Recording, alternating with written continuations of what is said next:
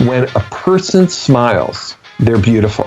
When they smile, their eyes smile, their face begins to radiate more, which says that there's something going on inside of you that can be affecting the energy you put out into the world.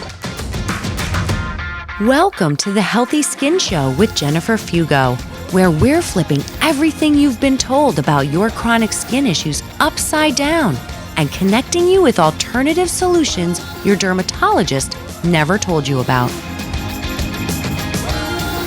Welcome back to episode number 138 of the Healthy Skin Show. In today's episode, we're going to connect the dots between skin rashes and how Ayurveda looks at them, as well as how to start approaching them from an Ayurvedic perspective. If you're not familiar with what Ayurveda is, don't worry. We're going to cover what Ayurveda is and how it can help you. My guest today is an expert in Ayurveda, and I feel like this is a great opportunity because the Healthy Skin Show is all about looking at your skin from these alternative perspectives, which is one really great reason why some episodes we may look at things from a Chinese medicine perspective. And in this particular instance, we're looking at things from essentially what is an ancient system of medicine that was developed in India. It's been around for a very long time, and I think the perspective that you will find today is going to be very refreshing. And it's also my hope that it will be one of the first conversations that we will have around how Ayurveda could be helpful for your skin, especially if this approach resonates for you. Without further ado, let's dive into today's interview. Hello, everyone. Welcome back. Today, I'm joined by a special guest. His name is Dr. Marc Halpern. He is the founder and president of the California College of Ayurveda, a doctor of chiropractic and an Ayurvedic doctor. He is the co-founder of the National Ayurvedic Medical Association, the National Council on Ayurvedic Education, and the California Association of Ayurvedic Medicine. Dr. Halpern has written 3 textbooks as well as the popular book, Healing Your Life, Lessons on the Path of Ayurveda. He also has recorded the #1 best-selling meditation CD in the United States, Yoga Nidra and Self-Healing. So for those of you who are looking for something to help soothe your mind, which you guys know is very important, that would probably be an excellent choice. Thank you so much for joining us, Dr. Halpern. Thank you, Jennifer. It's such a joy to be here with you and to spend this time with your audience.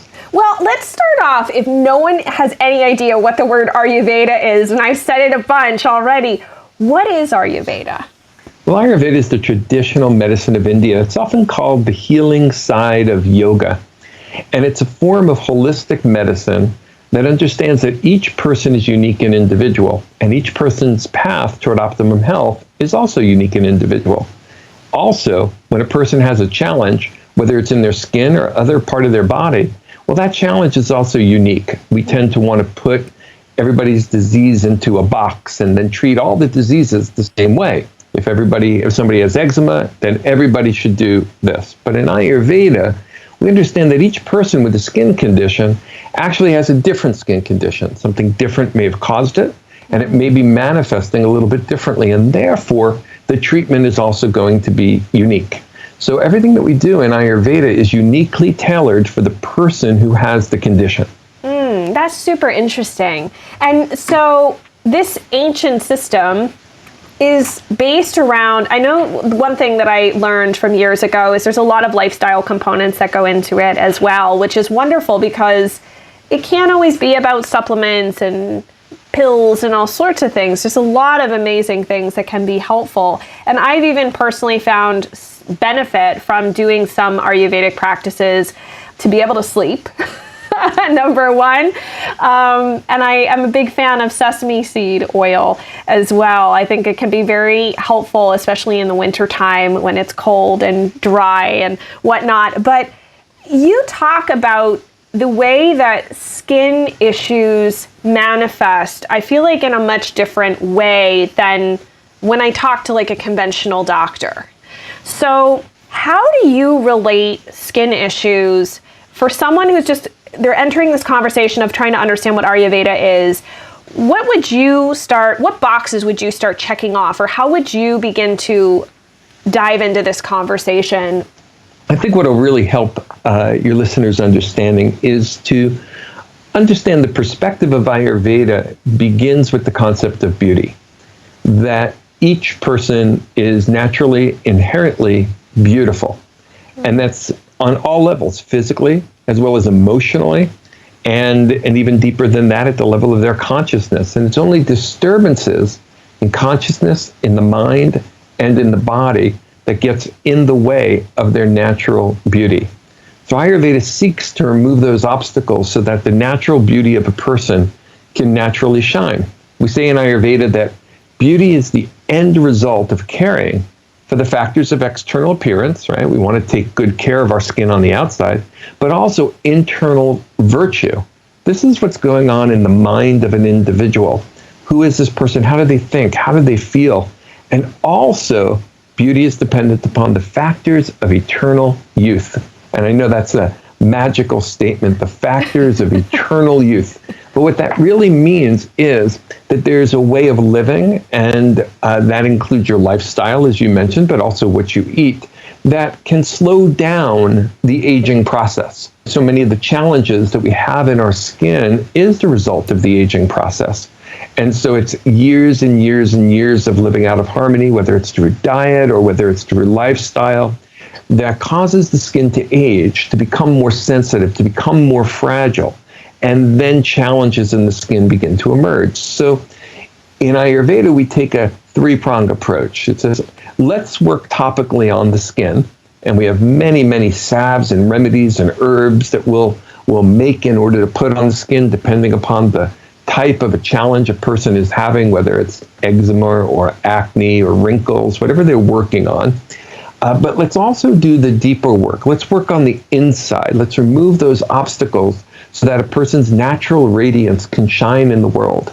You know, one of the things that I've noticed is that when a person smiles, they're beautiful. When a person smiles, they're beautiful.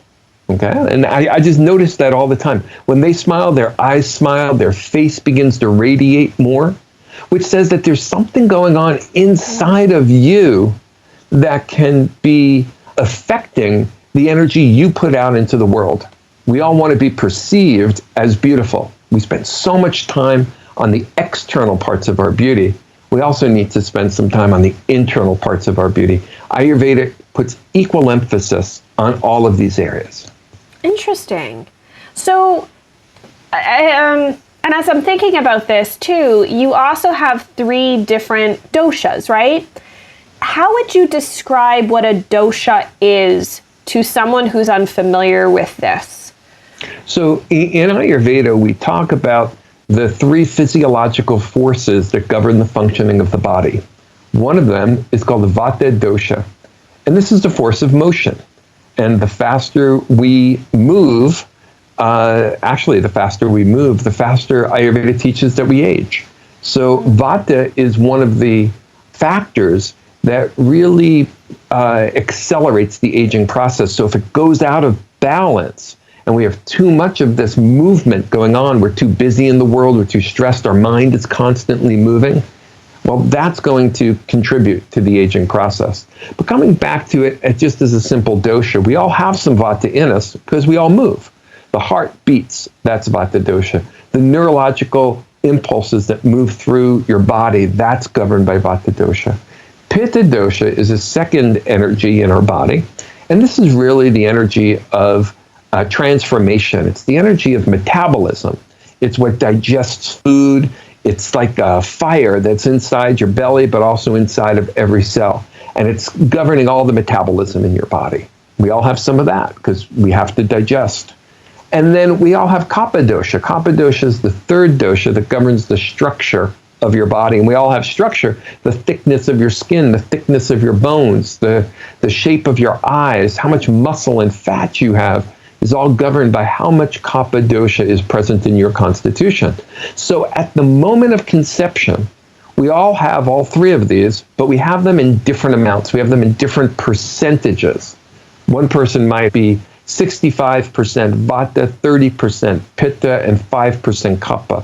Somebody else could be 50% Vata, 25% Pitta, and 25% Kapha. We all have our own unique combination of these three doshas determined at the moment of conception. It's with you the rest of your life, and it determines all of your tendencies, personality tendencies, as well as how your body's going to function, and even the tendencies toward certain conditions.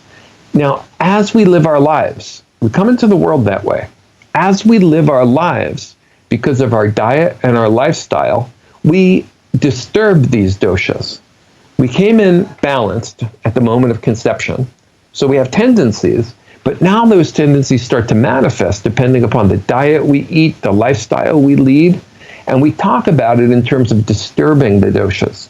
So a person could have a Vata dosha disturbance or a Pitta dosha disturbance or a Cappadocia disturbance. So for instance, we'll stick with the skin. If you have a Vata dosha disturbance in your skin will tend to become too dry. It's like having been in the wind for a long time. Wind is motion. Wind is Vata. And so too much movement in your life will dry out the skin. And over the years, it'll make the skin thinner as well and rougher. And so that'll just become the nature of the skin if you're a person with a Vata imbalance in your body. So we look at that in Ayurveda. If you had a Pitta imbalance in your body, too much heat, too much metabolism, then we look at the skin and we see the skin's become too hot. It's become too red. It's become a tendency toward being inflamed. Also, Pitta doesn't exist by itself in the body. It's always encased in a little bit of oil. So it's as though there's a hot layer of oil on the skin. And that hot oil on the skin leads to a lot of inflammatory skin conditions. And then we have Cappadocia. And there are people who have a Cappadocia imbalance. And Cappadocia tends to make skin thicker, it tends to make it softer, but it's also cold and moist. And so it becomes clammy and pale. And because of all that moisture, people are more likely to get pustules on their skin, different kinds of lesions that are more fluid-filled on their skin. So an Ayurvedic doctor is going to look at the skin and identify what dosha is out of balance, and then utilize natural approaches using the external treatments and the internal treatments in order to remedy the dosha that is disturbed in the skin. And that's the approach that we take. Wow, that's super interesting. And actually, that was I mean, granted, I have some experience with this, but that was really easy to understand. So I appreciate you sharing it in that way, because I think oftentimes people like to pigeonhole themselves into one particular bucket, but knowing that you're actually all three and then seeing some out of balance issue is helpful to understand that you can learn to embrace all these different facets of yourself and utilize different tools, whether it is the exterior salves or it is some other food or internal process or practice that you can use to bring these things back into balance. So with that said, do you find any particular issues like with itchiness? Like say someone has a ton of itchiness all over. Is that necessarily related to any particular out of balance dosha? Or is that sometimes related to other things? Or do you have to consider, because I get a lot of questions about itchiness. Yeah, you have to consider more factors when you look at itchiness. The dosha that's most often involved in itching from a classical Ayurvedic perspective is the Cappadocia. And this would be the kind of itching a person gets maybe with a moist, more fungal type of an infection on the skin, causing a lot of itchiness, things like ringworm, for instance, things like that. But too much moisture on the body tends to be associated with itching. But there's also a dry itch and a hot itch. And so we really have to examine the skin of the patient in order to be able to identify which dosha is disturbed and then know which remedy is going to be the best remedy for them. Interesting. Well, is there anything to like the type of oil that you put on your skin? I mean, I know that most of my audience is not a big fan of using coconut oil because they've tended to react to it. One of the greatest lessons that I learned years ago was using sesame seed oil in the wintertime. I live in the area of the country where we have all four seasons, and sesame seed oil really makes me feel warm, whereas some oils are too thin and you just don't feel like you've even put anything on. They don't seem to hold the moisture in. Do you have any recommendations just from an Ayurvedic perspective of maybe certain types of oils or when to use them, when not to use them? Well, the first thing that I would say is that putting oil on your skin is actually a very good idea, in the sense that it's important in our society to keep our skin moist and well lubricated. The skin, as you know, is the barrier between the outside world and the inside world. And when you have a nice layer of oil on your body, you're actually better protected from the outside world. Of course, it also holds in the moisture of sweating. And so therefore, you're going to get better hydration, not just from the oil that's slowly absorbed into your skin, but also from the sweat glands that are secreting onto the skin all the time. So it's maintaining the hydration of your skin. So it's a very healthy practice overall to do. Now, in Ayurveda, we talk about different types of skin, and different types of skin require different types of oil. So if you have a dry skin and a cold skin, if your skin is cold and dry and rough, sesame oil is a great oil to use, because sesame oil has the opposite qualities. Sesame oil is warming, and it's smooth, and it's soft, and so sesame oil is a great one to put on for a person with a vata imbalance. And we're more likely to get those vata imbalances in the winter time, in the early part of the winter, when it's very, very dry and cold outside. So that's a wonderful oil to use. Now, in the summertime, when it's already very hot, and maybe depending upon where your listeners are living, but if it's very hot and humid, sesame oil may not be the right oil. No. Also, yeah, right? Yeah, that's also, not a good choice for that time of year. And if your skin in general is hot and moist, even if you're not in a hot, moist environment, but if you have a clammy skin that's also very hot and you tend to get red rashes, sesame oil is still not the best oil to use. That's when an oil like coconut can be good, but also thinner oils, if a person reacts to coconut oil. Sunflower oil is a very cooling oil as well. And that's a great oil for people with pitta type skin or pitta imbalances. That's the skin that was red, and that's the skin that's prone to more inflammation. All right. And then if a person has a kapha type of skin, now their skin already tends to be quite moist to begin with. So if there's somebody who doesn't need oil, it would be a person with a kapha type of an imbalance in their skin. But if they were to use oil, they would use a small amount, and the best oils to use would be oils that are more stimulating to the skin. And that would be oils like a mustard oil, mustard seed oil, or a very light oil that's has a more drying quality, like safflower oil, for instance. So there are oils for everyone. We say in Ayurveda a very important statement, and that's that nothing is right for everyone. Everything is right for someone. Mm-hmm. Ayurveda is a path of understanding what's right for you. So it's based on understanding your unique constitution, the balance of energy at the moment of conception, what the state of balance is right now, and how that's affecting your body, your tissues, your skin. And can I ask you one other question, since we are discussing Ayurveda? A lot of people ask me about turmeric as an option to help reduce inflammation. And I feel like I relate turmeric to like curries and that. So do you feel like turmeric, from your perspective, is a good option, a good spice that can be helpful for someone who is experiencing a lot of inflammation in the system? And I know there's like other really wonderful herbs and things for people to try. I mean, there's a lot of really cool, I mean, I got introduced to, hey, if you need help with your digestive fires, add some black pepper to your food to help stimulate them. I mean, there was some really great tips that I learned in the process, but what are your thoughts on turmeric? Well, turmeric is a wonderful herb. It helps digestion. It can be very good for many systems of your body, including your skin. It does have an anti-inflammatory component to it, but it's usually mixed with other herbs when there's a lot of inflammation in the body. So it's one very good herb to use.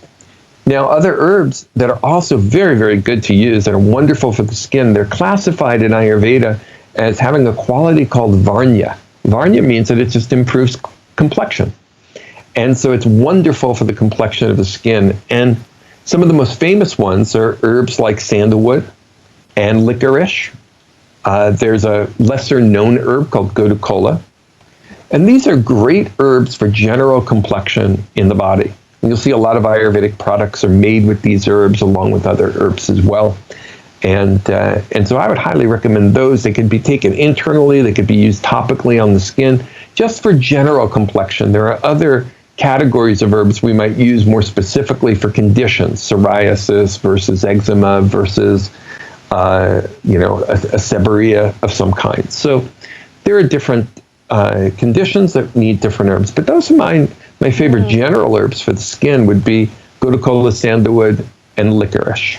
Awesome. Well, and turmeric is great too. Yeah, it's a great one. But I feel like too, the important thing to tell people is in order to get the most out of it, my understanding from my training was that it must be blended with black pepper in order for you to extract the biggest benefit.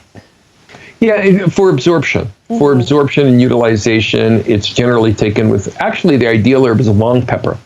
Long pepper is the most common herb that's mixed with it. Long pepper is called pipali. And that's maybe the best one to take. But it'll help activate the curcumins that are in there and help them to be better absorbed in the body. What the black pepper does is it enhances your agni, or your digestive power. And that's really important from an Ayurvedic perspective to your skin. What a lot of people don't realize is that from an Ayurvedic perspective, the number one cause of skin problems is poor digestion. So until we normalize the digestive system, we can't really expect to make a lasting change in the health of the skin. So when we work with our patients in Ayurveda, we're working topically on the skin, but we're also normalizing the digestive system at the same time. And that's going to be affected by what you eat, by how you eat, and also by herbs you might take in order to enhance your digestion. So if you don't digest your food well, Ayurveda teaches that a toxin forms in your digestive system. That toxin overflows from the digestive system. It's called ama. And then it's secreted onto the skin and causes skin disease. It also can lodge itself in different tissues of your body and cause other diseases too. So taking care of your digestive system is essential to good health of the skin. That is really helpful. And in your book, do you talk about how to balance your digestion and make improvements? I do. The book's called Healing Your Life, Lessons on the Path of Ayurveda. It begins really talking about my own journey of healing. And my journey of healing was due to a autoimmune type condition related to Lyme disease that just ravaged my body about 30 years ago. I was very, very ill. Starts off talking about my healing journey and then talks about how to go on your own healing journey and how to use diet and Ayurveda and Yoga Nidra for your own healing. In fact, it goes extensively into the sense of taste, but also how important it is for what you see, what you smell, what you hear, and what you touch. In Ayurveda, we say, you're not only what you eat, you're what you take in through all your senses. You are what you see, you are what you smell, you are what you hear, you are what you touch. So we're always taking the environment inside of us, and it affects our physiology. And this book, Healing Your Life, will take you through the process of understanding what your constitution is, what's going on in your body right now, and then what you need to do in order to restore health, not only to your digestive system, but to all the systems of your body. Oh, that's really, really cool. And that is available on Amazon. So we'll put the links to that and to your Yoga Nidra audio, which I actually want to check out after having listened to you talk about it. Yoga Nidra is such a wonderful practice. We didn't talk too much about slowing down the aging process. And when you quiet the mind, you slow down the aging process of the skin and all the tissues of the body. Yoga Nidra is a meditation practice found in yoga that really deeply relaxes the body and quiets the mind.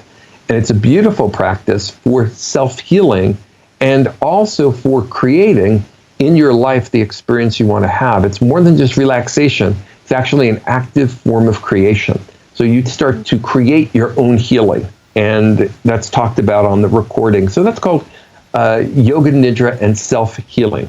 And I hope that your listeners will enjoy that. Well, thank you very much. And they can find you over at ayurvedacollege.com. And you've got a couple of really great Facebook groups as well. Do you just want to share quickly about those? Yeah, the best way to keep in touch with me is through Facebook. We have thousands of people in our Facebook group called Ayurveda Yoga Nidra and Ayurvedic Yoga Therapy with Dr. Marc Halpern. I know it's a mouthful, so just look up my name, Dr. Marc Halpern, and you'll find the Facebook group there, and there are posts every single day, and also I answer questions. So many of the followers send in questions, and I publish at least one every single day. Oh, great. And we'll post links to those in the show notes. That way it's super easy. Everybody can just head there and they'll know exactly where they need to go to get access to you and all of your resources. I just want to thank you so much for sharing about this, because I feel like we assume a skin rash happens, right? And you're like, where do I go? I go to the dermatologist. And yet so many of us feel like we're not seeing the results that we expect. And so that's why I'm so glad that we can share some alternatives like this of looking at your body, your life, your skin from a completely different perspective that may have unintended but very positive consequences for something that's even larger than your skin you might not realize going in. And this is a very ancient system, so it's not something that's like new and someone just made up. It's been around for thousands of years. And I personally have benefited from working with an Ayurvedic practitioner years ago. So I would highly recommend, if this is something that interests you, check it out. Check out Dr. Halpern's book and his audio resource. And we'll have to have you come back sometime, Dr. Halpern, to dive deeper into this. Well, thank you so much, Jennifer, for inviting me to be here today and to introducing me to your audience. It's a true honor. Thank you. One thing that I truly appreciate about this conversation is that no matter where you stand with things and what your belief system is, I love the fact that we can all come together and have these types of conversations that help broaden our perspective and look at our skin rashes from different angles. All of the resources for today's show and everything that I discussed with Dr. Halpern can be found over at skinterrupt.com/138. There you can leave questions, comments, or thoughts on how Ayurveda could be helpful for your skin. And if you know anyone who could benefit from this conversation and is dying to look at their skin rashes from a very different perspective, make sure to share this episode with them. This could really help them look at everything from a new, fresh angle and perhaps find some really critical tools, not only to help balance their skin, but also their life in general. And the final thing I always ask, make sure to head on over to your podcast platform of choice, rate, review the Healthy Skin Show, and then make sure to hit the subscribe button so that the next episode lands on your mobile device. Thank you so much for tuning in, and I look forward to seeing you in the next episode.